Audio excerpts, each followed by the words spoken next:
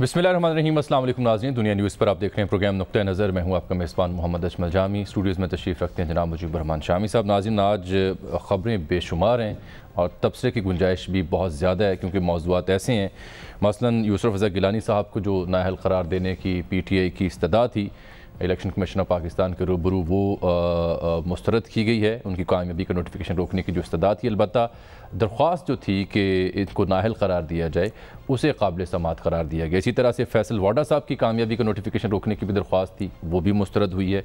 फिर PTI ही Islamabad high court में गई थी यूसुफ रज़ा गिलानी साहब के ख़िलाफ़, वो दरख्वास्त भी खारिज हुई। फिर NA-75 का मामला है, वहाँ भी इलेक्शन कमीशन ऑफ पाकिस्तान का तफसीली फ़ैसला आया है और कहा गया है कि इंतखाब ये शफाफ और आज़ादाना नहीं था। पोलिंग की डेट आगे की गई है, जो 18 मार्च को होनी थी, अब 10 अप्रैल को होगी।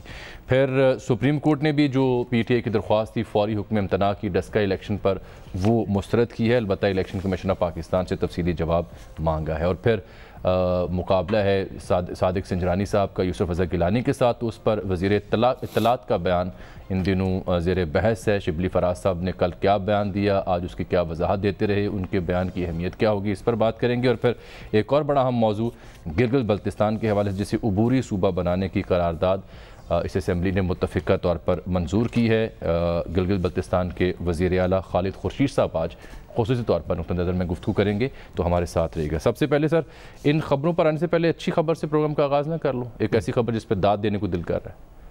कोई भूखा ना सोए, कोई भूखा न सोए, कोई भूखा ना, ये तहरीक है जो एहसास प्रोग्राम के तहत चलाई जाएगी या चल रही है।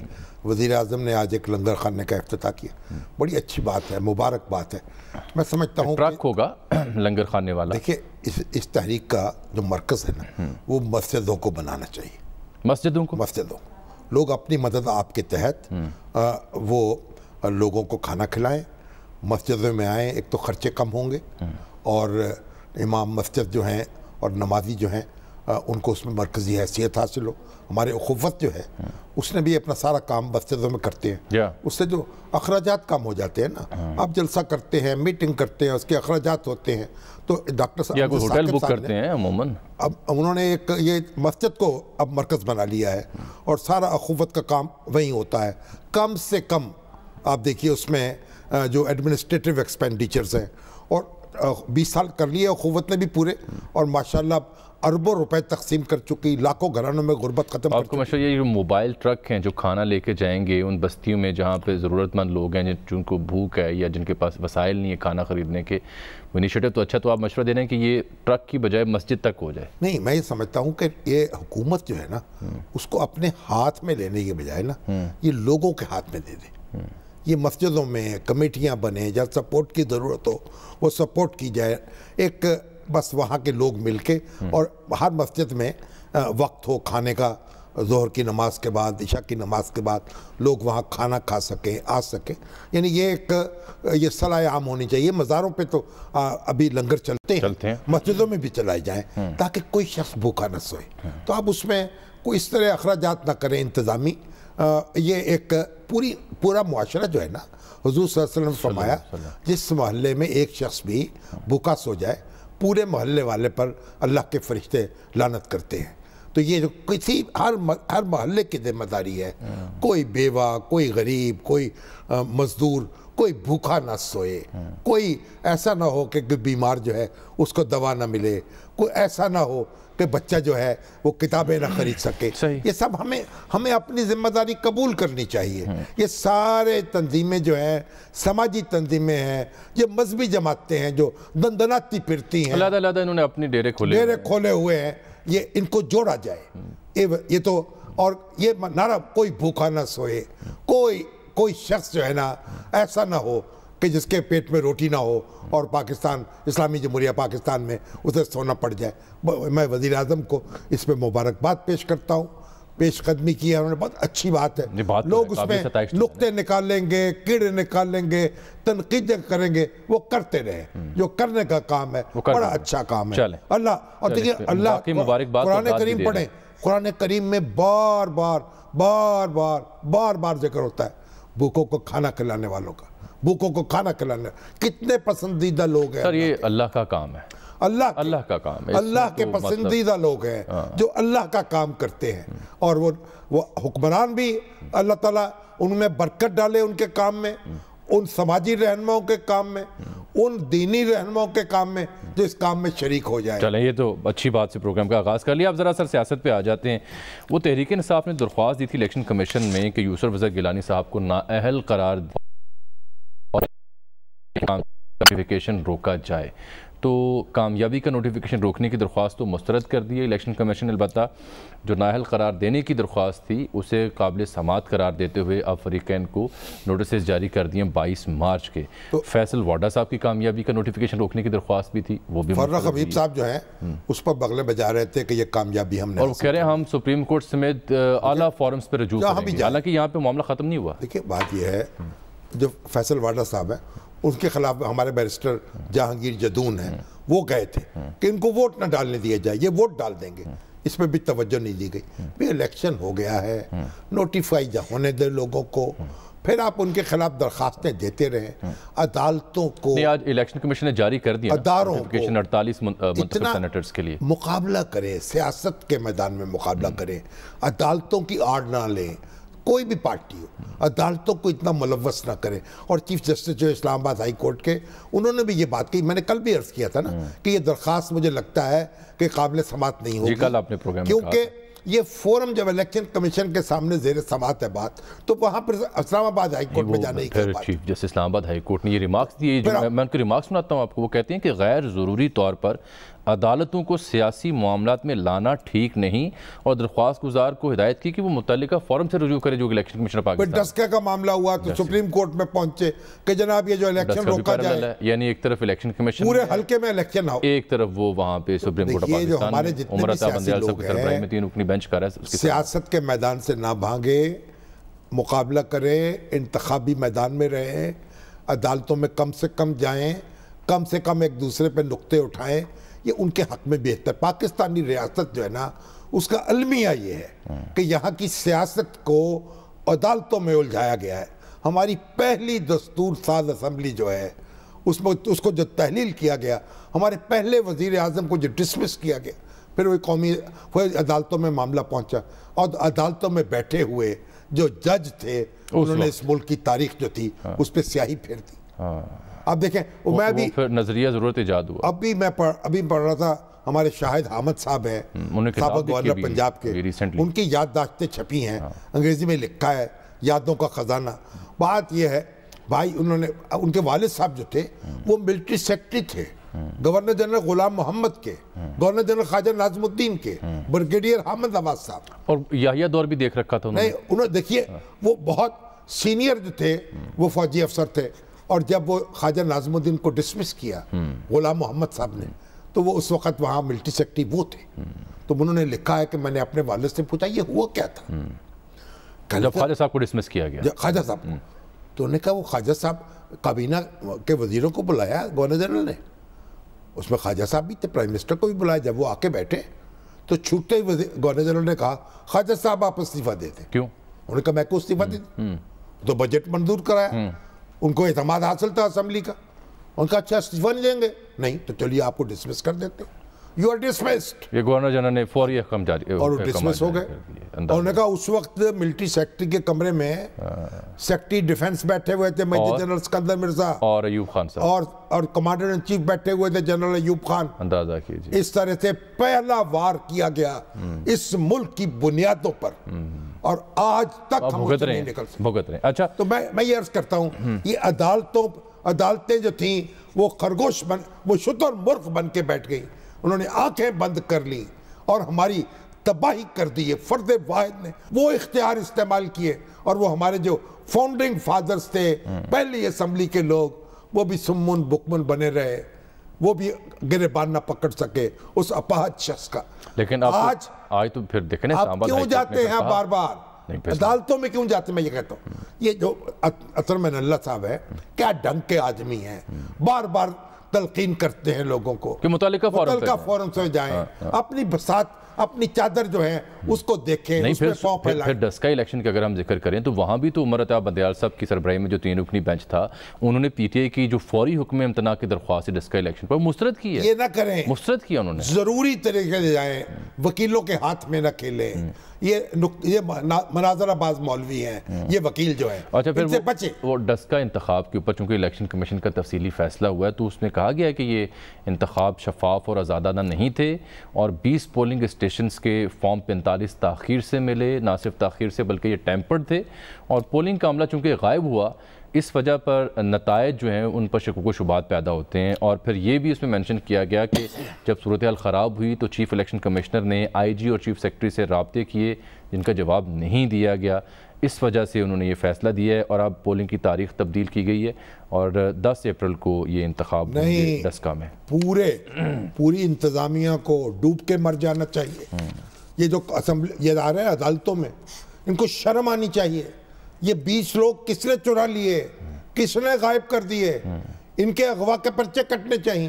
وہ آئی جی، وہ چیف سیکرٹری کیسے فون بند کر کے بیٹھے رہے؟ کیا تماشا ہے، شرم نہیں آتی ہے، منہ نہیں چھپاتے ہیں، اور پھر ادھر پہنچ جاتے ہیں عدالتوں میں۔ کیا کرتے ہیں؟ اپنے خود ہی غور کریں اپنے معاملات پر۔ اصل مقابلے کی طرف آ جائیں، اصل مقابلے کی طرف آئیں۔ اصل مقابلہ ہے یوسف رضا گیلانی میں اور صادق سنجرانی میں۔ دونوں جو ہیں متحرک ہیں، مل جل رہے ہیں، عشائیے ہو رہے ہیں، بھائی وفود کی صورت میں ملاقاتیں ہو رہی ہیں، چیمبرز میں، چیمبرز کے باہر بھی، لانز میں بھی جایا جا رہا ہے تاکہ کوئی سن نہ لے اور بات چیت کر لی جائے۔ درست ہے۔ اب ہوا بات یہ ہے، وہ ہمارے ہری چند اختر کا شعر ہے، انہوں نے کہا ہمیں دوزخ، ہمیں جناب شیخ کو جنت اور ہمیں دوزخ عطا ہوگا، بس اتنی بات ہے جس کے لیے یہ محشر بپا ہائے ہائے کیا بات ہے۔ بھائی ایک جیتے گا، ایک ہارے گا، اللہ اللہ خیر صلی نہیں ہے نا سر، تو آپ یہ تو زندگی موت کا مسئلہ پڑا ہوا ہے۔ آپ تھڑیے، آپ مقابلہ کریں، گدگدی کریں، ایک آج دوسرے کو زج کریں، لیکن ایک حد سے نہ آگے نہیں، حد سے آگے کی بات کیوں ہم کر رہے ہیں اس کی وجہ شبلی فراز صاحب کا بیان ہے، لیکن اس سے پہلے سینیٹر دلاور صاحب ہیں جو کہ نون لیگ کی جانب سے منتخب ہوئے تھے، تب نون لیگ کی جو نشان تھا اس کا مسئلہ تھا اور وہ آزاد اسی تو منتخب ہوئے، اور اطلاع یہ ہے کہ پچھلا جو انتخاب تھا صادق سنجرانی صاحب کا اس میں بھی انہوں نے ووٹ اپنی جماعت کو نہیں دیا بلکہ سنجرانی صاحب کو دیا تھا۔ آج ہم نے ان سے رابطہ کرنے کی کوشش کی، بہت فون کیے، پہلا فون تو انہوں نے اٹھا لیا اور تصدیق کر دی کہ وہ دلاور صاحب بھی بات کر رہے ہیں، کیونکہ خبر ہے کہ انہوں نے اعلان کر دیا کہ وہ صادق سنجرانی صاحب کو ووٹ دیں گے اور پی ڈی ایم کے حمایت یافتہ امیدوار کو ووٹ نہیں دیں گے۔ تو انہوں نے جب ہم سے گفتگو کی، کہا پروگرام میں آئے تو انہوں نے فرمایا کہ جی میں تو کسی قسم کے ٹاک شو میں جانا پسند نہیں کرتا۔ پھر ان کی خدمت میں سوال عرض کیا کہ جناب یہ تصدیق کر دیں کہ آپ نے یہ اعلان کیا ہے تو اس کی وجہ بتا دیں کہ آپ نے یہ اعلان کیوں کیا ہے تاکہ ہم ناظرین کو بتا سکیں کہ کیا وجہ بنی، تو انہوں نے اس کا جواب دینے سے گریز کیا ہے۔ وہ سوال میرے ابھی تک ان کو ہمارے جو جسٹس ثاقب نثار صاحب تھے، چیف جسٹس، یہ ان کی روح کو اصالہ ثواب کے لیے انہوں نے یہ فیصلہ کیا۔ اللہ اکبر۔ انہوں نے یہ کہا کہ یہ آزاد حیثیت ہو گئی ہے ان کی، یہ مسلم لیگ نون کے جو ٹکٹ ہولڈرز ہیں، اب اس کا وہ فائدہ اٹھا رہے ہوں گے۔ چلیے، چہرے بے نقاب ہو رہے ہیں، کھل رہے ہیں، آپ کیا کر رہے ہیں؟ کیوں؟ اچھا ایک ووٹ کا تو فائدہ ہو گیا نا سنجرانی صاحب کو۔ ایک آپ کو یاد ہے ایم کیو ایم کی منتخب ہوئی ہیں، نو منتخب سینیٹر خالدہ عطیب، وہ عدت میں ہیں، تو ایم کیو ایم کے رہنماؤں نے ان سے بھی رابطہ کیا ہے کہ آپ اس کے لیے کوئی فتویٰ لیں کیونکہ ضرورت ہے آپ کے ووٹ کی۔ نہیں، خالدہ عطیب جو ہیں عدت کے دوران وہ ووٹ ڈال سکتی ہیں، اس میں کوئی ممانعت نہیں ہے۔ اچھا، کہیں ممانعت نہیں ہے۔ اچھا، کیونکہ وہاں پہ مسئلہ زیر بحث تھا۔ یہ کوئی ایسی بات نہیں، وہ اپنے جا کے خاموشی کے ساتھ سوگ کے عالم میں ہوں گی، عدت میں ہوں گی، تو وہ اگر مجھے نہیں معلوم کہ ان کے شوہر رخصت ہو گئے دنیا سے، تو اللہ تعالیٰ ان کی مغفرت کرے، اور عدت میں یہ روکا نہیں گیا، ضروری کام آپ کر سکتے ہیں، ضرورت کے مطابق باہر بھی نکل سکتے ہیں گھر سے، اس میں کوئی ایسی بات نہیں۔ یہ تو ہو گیا، اب یہ کوئی نسل قطعی کا معاملہ نہیں۔ اب یہ اس صورتحال کے بعد نا 1 یا 2 ووٹوں کا مسئلہ رہ جائے گا۔ اب جو بھی ہے، اس سلسلے میں شبلی فراز صاحب نے کل رات ایک پروگرام میں جو بات کی تھی وہ میرا فراز صاحب جو تھے، سن لیں، شاہ زیب خانزادہ کے ساتھ جو گفتگو کی ہے وہ تو فریم کرانے کے قابل ہے۔ آپ کی اس کو تو عجائب گھر میں رکھ دینا چاہیے، اس گفتگو کو۔ اچھا وجہ کیا ہے پہلے میں بعد میں آپ سے پوچھ رہا ہوں، لیکن پہلے دیکھیے وزیر اطلاعات جناب شبلی فراز صاحب کیا فرما رہے تھے کل، اور پھر آج کی وضاحت کی وہ بعد میں بتاتا ہوں۔ اپوزیشن جو ہے جو کہ ہمیشہ رولز کو فلاؤٹ کرتی ہے، پیسے کا استعمال کرتی ہے، ہر طریقہ اختیار کرتی ہے، اس دفعہ ہم پریپیئرڈ ہیں. جو بھی ہوگا کم وٹ میں we will do whatever is required, whatever is needed to win this election. So یہ نہیں ہو سکتا کہ ہم ہاتھ قانون کے ساتھ اپنے ہاتھ پیچھے باندھ لیں اور جو دوسرا فریق ہے اس کا جو جی میں آئے دل میں آئے وہ کوئی طریقہ بھی ہو استعمال کر سکے، جس طرح کہ اس نے سینٹ کے الیکشن میں کیا نیشنل اسمبلی میں. تو ہم اس دفعہ کوئی نائس نہیں کھیلیں گے. ہم جو ہے تو ہر وہ کوشش کریں گے کہ یہ ہمارا کینڈیڈیٹ جو ہے وہ جیتے. تو ہم ان کو یہ نہیں کر سکتے ہیں کہ فٹ بال کے میچ میں اپوزیشن ٹیم کو ہاتھ سے بال روکنے کی بھی اجازت ہو اور ہم صرف پاؤں سے کھیل سکتے ہوں، ایسا ہو نہیں سکتا ہے. سو ہم جو ہے تو اس دفعہ وی ول ٹیک وہ کیا کہتے ہیں دا کیس ٹو دیم. ہم اس دفعہ نائس نہیں کھیلیں گے وہ کہہ رہے تھے، اور ہر وہ کام کریں، ہر وہ کوشش. وہ اپوزیشن پر تو الزام لگا رہے ہیں، اپنے بارے میں دعویٰ کر رہے ہیں، اعلان کر رہے ہیں، گویا پیسہ بھی استعمال کریں گے، دوست بھی استعمال کریں گے، زبردستی بھی کریں گے، جو تم کرو گے سو ہم کریں گے، جو بھی ممکنہ آپشن ان کے پاس دستیاب ہوئے. کیا یہ رہے ہیں اپوزیشن یہ کرتی ہے اور پھر کہہ رہے ہیں ہم بھی وہی کریں گے. اتنا اقبالی جرم جو ہے، میں تو حیران ہوں. شبلی صاحب جو ہیں بڑے باپ کے بیٹے ہیں اور خود بھی ایک ڈنگ کے آدمی ہیں. کیا کہا ہے انہوں نے؟ خود غور کر لیں، معذرت کریں اس پر. جذبات میں آ کر کیسے وہ کیا باتیں کی ہیں انہوں نے. مجھے بڑے شدید افسوس ہوا ہے. نہیں پھر آج انہوں نے پھر ہوا یہ جو بھی آپ وضاحت کر دیں. دیکھیے بات کیا ہے، ایسا نہیں ہے. ہمارے واصف علی واصف صاحب کہا کرتے تھے، ہم کہتے ہیں ہم آدمی ہیں تمہارے جیسے، جو تم کرو گے سو ہم کریں گے. انہوں نے کہا نہیں ہم تمہارے جیسے نہیں ہیں، ہم اپنے جیسے ہیں. ہم وہ کریں گے جو ہمیں کرنا چاہیے، جو ہمیں سکھایا گیا ہے، جس کے لیے جو ہمیں سکھایا گیا ہے. ہم وہ نہیں کریں گے جو تم کرو گے. اگر ہم وہی کریں گے پھر ہم میں اور تم میں فرق تم کرو گے تو تم ہمارے لیڈر ہو جاؤ گے، ہم تمہارے فالو. شبلی صاحب اگر مبینہ طور پر آپ قانون شکنوں کو فالو کریں گے، وہ آپ کے لیڈر ہو جائیں گے. پھر عمران خان آپ کے لیڈر نہیں رہے، لیگیسی آپ کی کہاں رہ جائے گی، پھر آپ کی لیگیسی کہاں رہے گی. اب وہ غور کریں، ٹھیک ہے، غیر مشروط واپس لیں، نہیں کانوں کو ہاتھ لگائیں. نہیں لیا نا، وضاحت کی، مگر چونکہ چنانچہ خدا رہا نہیں اس کی وضاحت کی. وہ کہتے ہیں جی صادق سنجرانی کی جیت کے لیے ہر سیاسی، پھر ٹویٹ کیا انہوں نے آج صبح 10:03 پر، غالباً تب تک انہیں ادراک ہوا ہوگا کہ ان کی کل کی سٹیٹمنٹ میں کیا غلط تھا. ان کے صادق سنجرانی کی جیت کے لیے ہر سیاسی جمہوری اور قانونی حربہ استعمال کریں گے. اپوزیشن خرید و فروخت سمیت تمام غیر قانونی اور غیر اخلاقی ہتھ کنڈے استعمال کر کے جمہوریت کو نقصان پہنچا رہی ہے. عمران خان نے غیر قانونی اور غیر جمہوری ہتھ کنڈوں کے خلاف اعلان جنگ کیا ہوا ہے، اور ہم وہی کریں گے جو وہ کریں گے.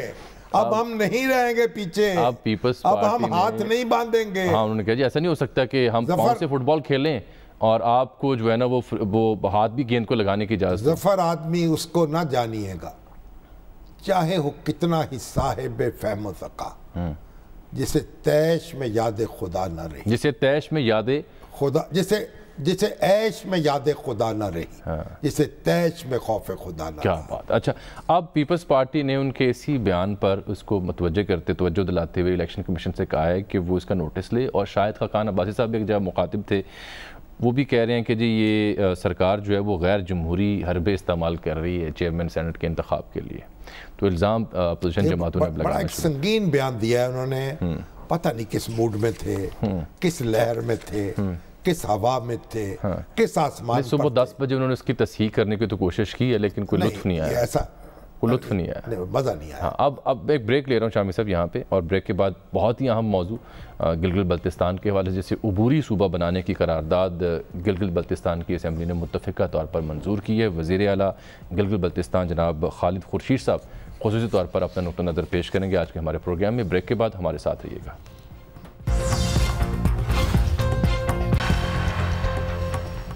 ویلکم بیک ناظرین. ہم نے گلگت بلتستان کو عبوری صوبہ بنانے کی قرارداد پر بات کرنی تھی جو متفقہ طور پر منظور ہوئی ہے. وزیر اعلیٰ جناب خالد خورشید صاحب نے وقت دیا ہوا تھا، اس وقت دستیاب نہیں ہے. ہم کوشش کریں لیفٹیننٹ ریٹائرڈ عبید اللہ بیگ جو کہ پاکستان تحریک انصاف سے ان کا تعلق ہے، جی بی میں وزیر انڈسٹریز ہیں اور لیبر کے وزیر ہیں، ان کے دستخط بھی ہیں قرارداد میں، ان سے بات کر سکیں جیسے ہی ہمیں دستیاب ہوں گے ہم ان سے بات کریں گے. لیکن کو سردی لگ گئی، اس موضوع پر بات کرتے ہیں، لیکن بریک سے پہلے چونکہ ہم سینٹ کو زیر بحث لے کے آئے ہوئے تھے، ڈپٹی چیئرمین سینٹ کے بارے میں بھی صلاح مشورہ ہو رہا تھا، تو بیورو چیف دنیا ٹی وی اسلام آباد خاور گھمن صاحب نے ہمیں جوائن کی ہے، جن کی خبر یہ ہے کہ بآسانی سنجرانی صاحب جیت جائیں گے.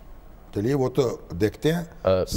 جی آپ پہلے فیڈ بیک دے دیں. سید سلمان ندوی صاحب جو ہیں جنوبی افریقہ میں بیٹھے ہوئے ہیں، سلمان ندوی، اور انہوں نے کہا شبلی فراز صاحب کے بیٹے ہیں، شبلی صاحب کے نام پر ہیں، شبلی کے ہم نام ہیں. انہوں نے کہا آپ ہی ذرا اپنے طرز عمل کو دیکھیں، ہم اگر عرض کریں گے تو شکایت ہوگی. نام بڑا بھاری ہے، ایک تو شبلی، اوپر سے فراز، اور پھر فراز. کیا بات ہے. تو اس لیے فراز پر رہے ہیں حضور. صحیح. اچھا خاور گھمن صاحب کیا اطلاعات ہیں سر، نمبر گیم اب کیا کہتی ہے، اور پھر اتحادیوں نے وزیر اعظم پہ معاملہ چھوڑ دیا، کیوں دقت پیش آ رہی ہے حکومت کو ڈپٹی چیئرمین سینٹ کے انتخاب میں؟ جہاں تک صادق سنجرانی صاحب کا ذکر ہے تو وہ تو فوری نام سامنے آ گیا. دیکھیں یہاں تک ابھی آپ نے کہا نا کہ میری خبر ہے کہ صادق سنجرانی جیت جائیں گے، آپ کے ساتھ اس ایشو کے اوپر کافی بحث و مباحثہ ہوا ہے. میرے حساب سے کافی کلوز فائٹ ہوگی، اور سیکنڈلی صادق سنجرانی کا فار دا ٹائم بینگ جو ہے اسلام آباد کے اندر خبر یہی ہے کہ ان کو اپر ہینڈ ہے. اب دیکھتے ہیں کہ 12 مارچ کو کیا بنتا ہے. جہاں تک ڈپٹی چیئرمین، ہمارا خیال تھا کہ آپ نے ان کو واک اوور دے دیا ہے. نہیں میں بالکل واک اوور نہیں دیا. جہاں تک ڈپٹی چیئرمین کی نامزدگی کا تعلق ہے، میری آج صبح بھی 2-3 سینئر جو پی ٹی آئی کے لوگوں سے بات ہوئی، اسد عمر بھی ان میں شامل تھے. تو بنیادی طور پر جو طریقہ کار استعمال ہو رہا ہے وہ یہی ہے کہ ڈپٹی چیئرمین اس پارٹی کی طرف سے ہوگا جس سے اگر جو ایک آدھ آپ کے جو اگر فرض کریں کمی ہے نمبر گیم میں تو وہ پوری ہو جائے. اس میں پی ٹی آئی کی کوئی شرط نہیں ہے کہ یہ ہماری طرف سے ہوگا. لگ یہی رہا ہے کہ کسی چھوٹی پارٹی کی طرف سے کسی بندے کو نامینیشن دے دی جائے گی. شاید جو فاٹا کے کافی آزاد ارکان ہیں ان میں سے کسی کو چانس مل جائے. لہٰذا اسی لیے بحث و مباحثہ ہو رہا ہے تمام اتحاد. تو کہیں یہ وجہ تو نہیں ہے تو کل مولانا کو غفور حیدری صاحب کو آفر کر دی گئی تھی ڈپٹی چیئرمین کے لیے، کیونکہ وہ بھی تو عددی اعتبار سے چھوٹی پارٹی ہیں سینٹ میں.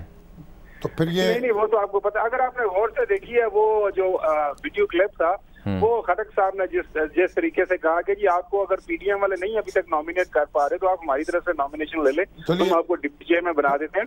لیکن ابھی تک کی جو خبریں بات آ رہی ہے، ایک بات بڑی جو غیر معمولی ہو رہی ہے شامی صاحب، وہ یہ ہے کہ اب عمران خان صاحب بار بار اتحادیوں سے مشاورت کر رہے ہیں ہر ایشو کے اوپر، ہر سیکٹ کے اوپر ان سے. اچھا یہ آپ کا اس تبصرہ بڑا دلچسپ ہے کیونکہ آپ نے لفظ استعمال کیا کہ غیر معمولی پیش رفت، یہ قابل غور ہے شامی صاحب. چلیے بالکل ان کو اپنے اتحادیوں کو انہوں نے بول دیا ہوا ہے، اور وہ نہیں چاہتے کہ کوئی یک طرفہ کوئی فیصلہ ہو جائے یا ایسی نامینیشن آ جائے بعد میں کوئی ایک اتحادی کہے گی ہم تو ان کو پسند ہی نہیں کرتے. لہٰذا اس فائٹ کو بڑا سیریسلی لے رہے ہیں. اس کی وجہ بڑی سادہ سی ہے شامی صاحب، وہ یہ ہے کہ اگر یہ چیئرمین سینٹ جو ہے وہ الیکشن یوسف رضا گیلانی ہی جیت جاتے ہیں تو پھر میرے خیال میں موجودہ سسٹم جو موجودہ سیاسی نظام ہے اس کو بہت بڑا دھچکا لگے گا، اور باقی معاملہ جو ہے جو مدت ہے پاکستان تحریک انصاف کی حکومت کی وہ بہت ہی ویکر گراؤنڈ پہ چلے جائیں گے. لہٰذا تمام کوشش ہو رہی ہے کہ یہ جو آپ کو شامی صاحب کچھ پوچھ رہے ہیں گھمن صاحب.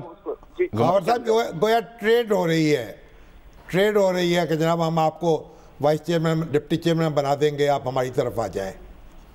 جیسے مریم کہہ رہی تھی کہ نون لیگ کا ٹکٹ چلا ہے، اسی طرح سے پی ٹی آئی کا ٹکٹ چلا ہے، وہ بھی ٹریڈ ہے.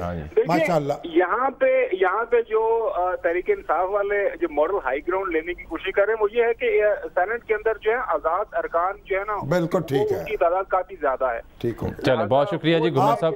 آپ ان کی پیٹھ تھپکتے رہے ہیں تاکہ حوصلہ نہ ہار جائے. بہت شکریہ گھمن صاحب، بہت شکریہ. 2 باتیں انہوں نے کی، ایک تو غیر معمولی پیش رفت کے وزیر اعظم اتحادیوں سے ملتے ہیں، اور دوسرا انہوں نے واک اوور دینے کی بجائے کہا کہ جی ٹائٹ کمپٹیشن. جب جیتیں گے نا تب بھی سوال یہ ہوگا کہ کیسے جیتے.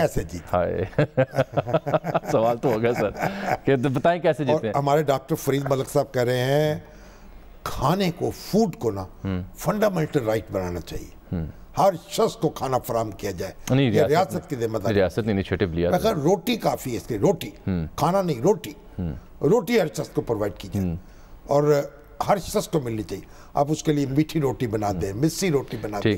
اچھا سر، یہ جو امپورٹنٹ ایشو تھا وہ ہمارا وزیر اعلیٰ وزیر اعلیٰ جی بی تو دستیاب نہیں ہو پائے, ان سے بات بھی ہو چکی تھی, پتہ نہیں ان سے بعد میں بات کر لیں, لیکن یہ اٹ سیلف ایک امپورٹنٹ پیش رفت ہے کہ اس کو عبوری صوبہ بنانے کے لیے متفقہ قرارداد ہے پورے ایوان کی, اور کہا گیا ہے کہ ہمیں سینٹ میں اور قومی اسمبلی میں نمائندگی دی جائے. گلگت بلتستان جو ہے, دیکھیں اس کی جو اسمبلی ہے اس میں پی ٹی آئی کی حکومت ہے, اور خالد خورشید صاحب وہ قانون دان بھی ہیں, بڑے ڈھنگ کے آدمی ہیں, وزیر اعلیٰ ہیں, اور جو لیڈر آف اپوزیشن ہے وہ پیپلز پارٹی سے اس کا تعلق ہے. تو مسلم لیگ نون نے, پیپلز پارٹی نے, جے یو آئی فے نے اور پی ٹی آئی نے, سب نے مل کر یہ قرارداد منظور کی ہے کہ گلگت بلتستان کو صوبائی درجہ دیا جائے, اقوام متحدہ کی قراردادوں کو افیکٹ کیے بغیر, یعنی مسئلہ کشمیر اپنی جگہ رہے گا, ہمیں عبوری حیثیت ان کی ہوگی, اور اس کا یہ واحد مسئلہ ہے اس وقت جس پہ کنسنسس ہے حکومت کا بھی اور اپوزیشن کا بھی. دیکھنا اس میں امجد حسین صاحب جو پیپلز پارٹی کے ہیں, حزب اختلاف کے, ان کے دستخط ہیں, جو غلام محمد صاحب, میں نے کہا ساری پارٹیاں, بالکل اب ان کو فوری طور پر یہ قبول کرنا چاہیے. اب دیکھنا یہ ہوگا ان کی کتنی نشستیں ہوں گی, کیونکہ آبادی کم ہے, ہو سکتا ہے قومی اسمبلی میں 2 یا 3 نشستیں ہو سکیں گی ان کی, اور سینٹ میں کیا ان کو برابر کی نمائندگی دی جائے گی یا ٹوکن نمائندگی ہوگی. برابر کی نمائندگی بھی دی جا سکتی ہے, نمائندگی تو ہونا جی, کیونکہ اب سی پیک نے گزرنا ہے, اس پورے خطے کو امپاور کرنا ہے, اس کو بااختیار کرنا ہے, تو صوبے کا درجہ عبوری طور پر دیا جائے گا تو کچھ ہوگا نا. جب گلگت اور بلتستان میں بیٹھی ہوئی ساری پارٹیاں اکٹھی ہو گئی ہیں, تو جب اسلام آباد میں بیٹھی ہوئی پارٹیاں ہیں جو ایک دوسرے سے بات کرنے کی روادار نہیں ہیں, اس موضوع پہ تو ہوگی, اس موضوع پر وہ پیش رفت کریں, آگے بڑھیں, اور جلد از جلد یہ اسمبلی کی قرارداد کو قانونی اور آئینی جو ہے عمل کا جامہ پہنا دیں. اچھا سر, آج پچھلے 24 گھنٹوں میں جو کورونا کے نئے کیسز آئے ہیں وہ الارمنگ ہیں. تقریباً 1800 نئے مریض جو ہیں وہ سامنے ہیں, 1786 پرسائسلی, اور یہ ہم مارچ کے پہلے 8-10 دنوں میں جو ہم دیکھ رہے ہیں اپ رائز ہے مسلسل. یہی وہ کیسز تھے جو 500-1000 تک رہ گئے تھے پورے ملک میں, اب یہ بڑھتے ہوئے 1000, 1200, 1300, 1500 اور اب 1700-1800 کی حد کو چھو رہے ہیں, اور جو مثبت ہونے کی شرح ہے وہ بھی 4.5% تک ہو گئی ہے. تو اب کیا ہے, control and command, G N C O C, national control, آج اس کا اجلاس ہوا ہے, اس نے سارے جو اقدامات اپنے فیصلے تھے ان کو ریورس کر دیا. ایک دم انہوں نے فلڈ گیٹ کھول دیا تھا اور پھر واپس لے لیا. وہ فلڈ گیٹ نہ کھولتا تو یہ اب پرائز بھی ہمیں دیکھنے کو نہ ملتا. ہوٹل کھل گئے, سنیما کھل گئے, پارک کھل گئے, شادی گھر کھل گئے, تعلیمی ادارے کھل گئے. نتیجہ یہ ہے کہ وبا پھیلنے لگی. اب پھر انہوں نے ریورس لگایا ہے. اب یہ شادیاں جو ہیں اب اوپن ہو سکیں گی, ایک مقررہ میعاد میں لوگ جائیں گے. میں تو اپنے تمام جو دوست احباب ہیں روزانہ کارڈ بھیجتے ہیں, پھر ٹیلی فون کرتے ہیں, دستبستہ گزارش کرتا ہوں, بھائی اللہ تعالیٰ آپ کو مبارک کرے, شادیاں مبارک کرے, مختصر تقریب رکھیے اور ہمارا انتظار نہ کیجیے. ایک ہی تقریب رکھ لیں, ایک تقریب رکھیں اور اپنے قریبی عزیزوں کو بلا لیں, اور احباب کو تکلیف نہ دیں. احباب سے دعا لے لیں, ہم وہاں آپ کی غائبانہ دعا کریں گے, اور ہماری توقع نہ رکھیں. بس یہ 10 بات. اچھا آپ ذرا دیکھیے شفقت محمود صاحب نے پھر اس موقع پر کیا کہا, بڑا ضروری اعلان تھا ان کا. جن شہروں کا میں اعلان کر رہا ہوں, ان شہروں میں سوموار منڈے سے سکولز جو اور ایجوکیشن انسٹیٹیوشن جو ہیں وہ 2 ہفتے کے لیے بند ہو جائیں گے. فیصل آباد, گجرانوالہ, لاہور, گجرات, ملتان, راولپنڈی. اس کے علاوہ یہی فیصلے کا اطلاق اسلام آباد پہ بھی ہوگا, مظفر آباد پہ بھی فیصلہ جو متوقع ہے. خیبر پختونخوا میں اس فیصلے کا اطلاق پشاور پہ ہوگا. جو ہم نے فیصلے کیے ہیں اس کا اطلاق اسکولوں پہ بھی ہوگا, कॉलेजेस में भी होगा, यूनिवर्सिटीज़ में भी होगा, यानी कि तमाम तालीमी इदारे जो हैं उन पे इसका इतलाक होगा। ये सिर्फ स्कूलों तक महदूद नहीं है। जिन स्कूलों में सेंड अप्स यानी कि इम्तिहानात हो रहे हैं जिनसे बच्चों ने आगे जाना है इम्तिहान देने के लिए, कैम्ब्रिज के या ओ लेवल के, ए लेवल के, बाकी चीज़ों के लिए, तो वो इम्तिहान जो स्कूल्स ले रहे हैं वो जारी रहेंगे, यानी कि उस पर पाबंदी का जो हमने जो कारोबार खुल रहे हैं वैक्सीनेट किया जा रहा है, वैक्सीनेशन लग रही है और खुल रहे हैं। हमारे यहाँ मुजरमाना सुस्त रवि है, मुजरमाना सुस्त रवि हुकूमत की। अब वैसे 60 बरस की उम्र से वैक्सीनेट करने के लिए उनको लगेगी, कीड़ी की रफ्तार से हुकूमत चल रही है और अपोजिशन जो बदबख्त है उसको भी कोई फिक्र नहीं है लोगों की, कहीं को मुतालबा नहीं है उनकी तरफ से, फुर्सत ही नहीं उनको बाकी मामला पे। मैं हैरान हूँ भाई, खुदा खौफी करें भाई, जान है तो जहान है। अच्छा सर, एक और अलमिया ना, ये तो सरकार को तो हम मौरूद इल्ज़ाम ठहरा देते हैं, ठीक है, तनकीद भी करनी चाहिए, लेकिन जो हमारा बहैसियत आम शहरी, बहैसियत अवाम जो अमूमी रवैया आप देख रहे हैं सड़कों पर, रेस्टोरेंट्स पर, पार्क्स में, स्कूलों में, कॉलेजेस में, दफातर में, यानी हमारे यहाँ भी कुछ नरमी हुई। पहले दूसरी वेव जब टॉप पे थी तो लोगों ने मास्क को सख्ती की, अब तो किसी को परवाह नहीं है। लोग मरते चले जा रहे हैं, बीमार होते चले जा रहे हैं। हमारे हफीजुल्लाह नियाजी साहब भी साहिब फराश है, अल्लाह ताला ने सेहत दे। सर एक ब्रेक आ गई सर यहाँ प्रोग्राम में। जनाब आपसे मुलाकात होगी कल, तब तक के लिए इजाज़त दीजिएगा, अल्लाह हाफिज़।